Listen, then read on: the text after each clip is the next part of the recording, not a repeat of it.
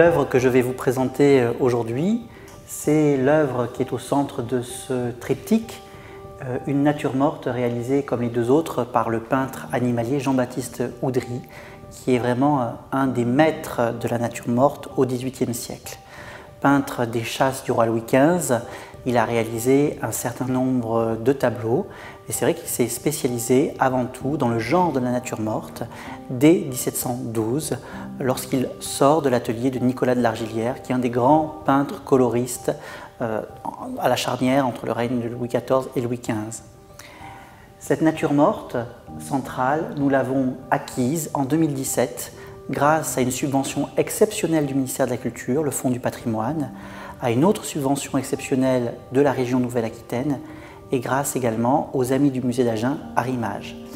Cet achat est cohérent parce que cette nature morte vient rejoindre les deux natures mortes réalisées par Oudry en 1712 et saisies à la Révolution au château d'Aiguillon, chez le duc d'Aiguillon. Nous avons eu la chance de repérer, grâce à un marchand lyonnais, Michel Descours, cette autre nature morte qui est en tout point une variante des deux natures mortes du duc d'Aiguillon. On y voit au centre, clouée à une patte, une mésange charbonnière morte, avec autour un certain nombre d'insectes, des papillons, des coccinelles qui volettent.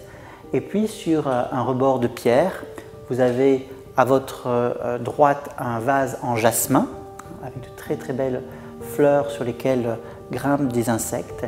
Et puis à l'extrême droite, des petites souris qui grignotent des noix. Et on a un détail savoureux qui est ici le peintre qui a représenté les déjections des deux mulots. Voilà. Oudry est vraiment un peintre illusionniste qui véritablement surpasse un certain nombre de peintres de nature morte par son goût pour le trompe-l'œil. Alors c'est une nature morte qui n'a aucune connotation symbolique, qui est purement décorative et qui est une des premières œuvres de l'artiste. Elle a dû être réalisée à peu près à la même époque que les natures mortes du duc d'Aiguillon, entre 1712 et 1713. On remarque d'ailleurs que la mésange charbonnière adopte la même posture que le moineau de l'une des natures mortes du duc d'Aiguillon. C'est donc un véritable triptyque que nous avons pu constituer ici, et nous avons ici trois des premières œuvres réalisées par Jean-Baptiste Oudry, donc au début de sa carrière.